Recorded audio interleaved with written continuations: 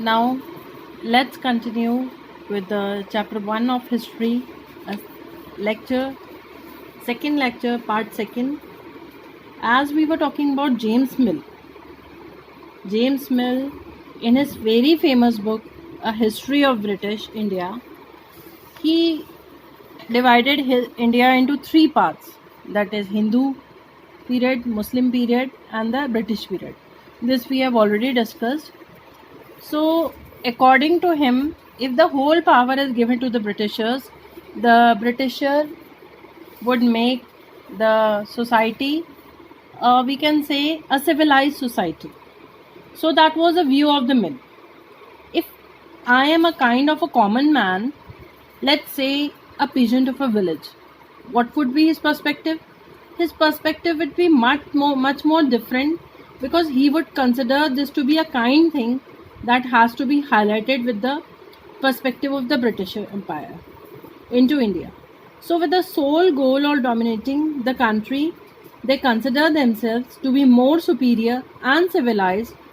However, as a common man, they were putting up many atrocities they were not governing the areas properly. For a common man, the life was very tough, we can say. So the perspective is differ from one man to another. Now, as we have already discussed about the James Mill. Now let's come to the later division of India. And I should say that so what the history brings about the fusion of various perspectives and a way forward that we should define in order to move.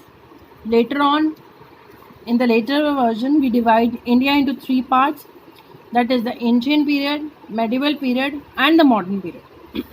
In the modern period, there was a growth of the science, democracy, liberty, and equality. Or I should say, modern period was a period that talk about the idea of liberty, equality, fraternity, that these all liberty, equality, and fraternity we have talked about in the Constitution of India. And when we sum it up, however, this medieval period did not have any traces of these elements, because equality, fraternity, and democracy, means all these liberty were the concepts of the medieval period, not of the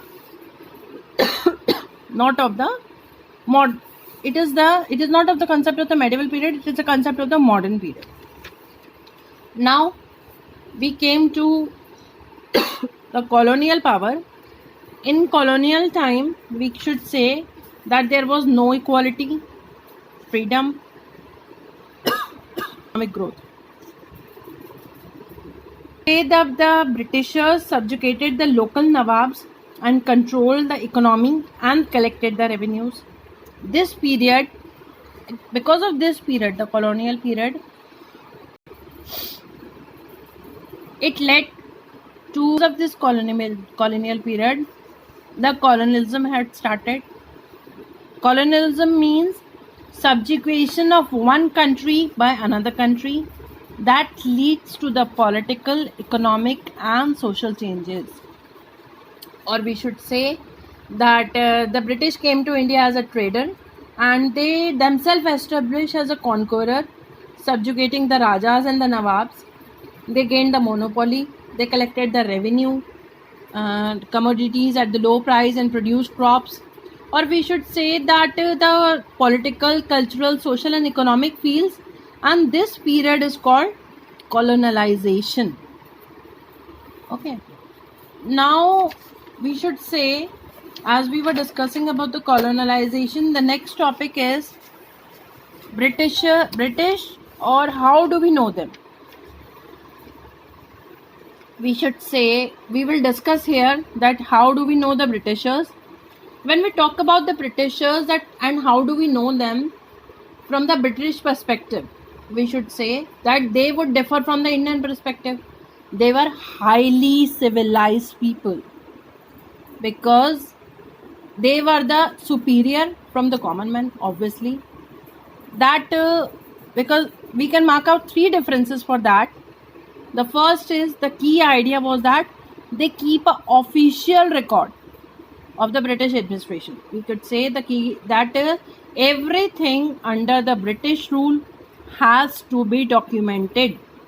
And now this was documented in the form of a memo, notings, reports, everything they recorded. For example, I should say that if any person enters into India and if that person meet with the Nawab, or any communication is done with Nawab, any person, any of the Britisher, they record even this thing also, that the British have entered into India and communicated with Nawabs. That was one thing we should learn from the Britishers. Because of the documentation, we have the clarity of ideas, what is there in their mind, what the Britishers are planning for the nation. This was very clear because of these records. Again, a very good idea that laid forward, that is the administrative institution, we should say. That administrative institution means they have a record room attached to it. For every administration institution, they attach a record room. Be it a local governance, be it a museum, be it an institution of art, everywhere they have a record room where all the important literature, important happenings were to be kept. Again, there were people who were beautifully writing the text, and those were known as calligraphers. And these calligraphers were writing out the text, copying it, creating it, the archives. During that time, again the institution of museum came up. Art was highly appreciated, but according to the British culture, because that was the Britishers were highlighted, the Britishers were the most. So the art was also planned, art was also drawn according to the views of the Britishers. The views of the Britishers are being shown at that time. They were developed at the time of the Britishers. So we can say that the Archives museums were established. Both National Museum and the National Archive is located close to the Viceregal Palace in the New Delhi. Okay. Now we come to the early 19th century. As we have already talked about the calligraphers, they copied beautifully and those were written by the calligraphists. And now the early of the middle 19th century had handwritten text. However, during the middle 19th century and the later 19th century, printing press started. This was we can say a benefit for the common man, because now more of the newspapers and the magazines started coming up. And another major aspect of the British Empire and the British rule was that of the surveying, because what they started surveying the people, the common man, and once a survey is made, it was easy to decide that which area to be conquered, or we can say that which area to be dominated. They established various surveys, number of surveys they did. We can say that the surveys which they did was a detailed survey of the revenue maps that were kept for collecting the taxation. Soil, flora, fauna, local history and cropping patterns were explained. In addition, we can say they made the survey for the botany, zoology, archaeology and the forest survey. They also did this also. They also did the survey of these. And the key important the thing that the idea of the Britishers, we can say the key important thing of all these records that the Britishers were keeping, they were depicting the ideas of the Britishers and not of the common man. This is the most important thing, that because of this, the ideas of the Britishers are being shown, not of the common man.